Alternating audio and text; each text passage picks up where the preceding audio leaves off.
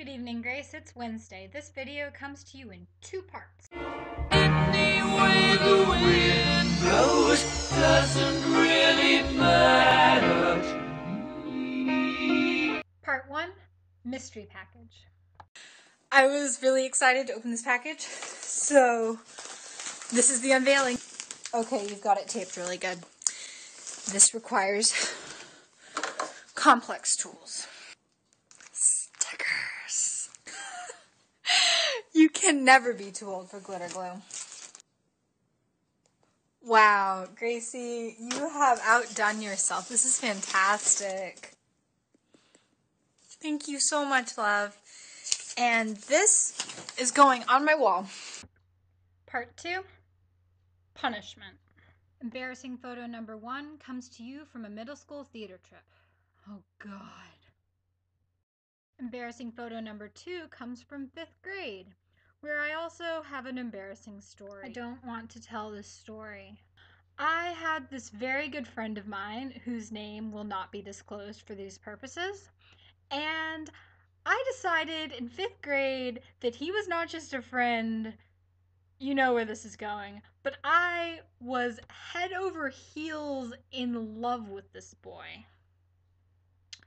Now, my 5th grade mind decided that the best way to tell him this was to write him a love letter. So, okay, I get it from literature and the media, it's alright.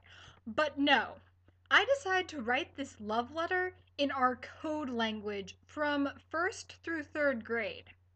So I'm scrawling out these little shapes and boxes and dots and sign it your secret admirer in the code, mind you.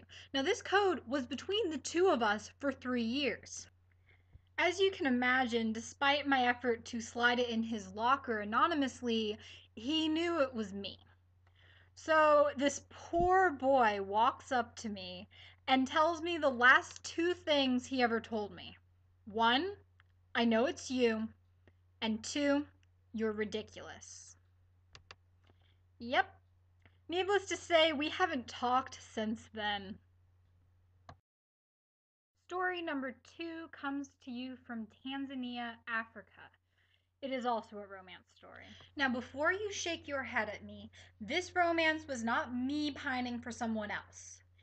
It was actually, luckily, the only time I have ever been proposed to. So my family was visiting a Maasai village in Tanzania, and I was wandering around, mostly petting goats, the usual tourist stuff when you're driving around Tanzania. And this young man comes up to me and starts talking in sort of broken English, and I also knew a little bit of Swahili, so just sort of a jambo, habari gani. And then he pops the question. So he goes, "Will you marry me?" My response, "I'm gonna pet this goat." And then he continues with this question, and I have to justify why I am not going to marry a man I met 10 minutes ago.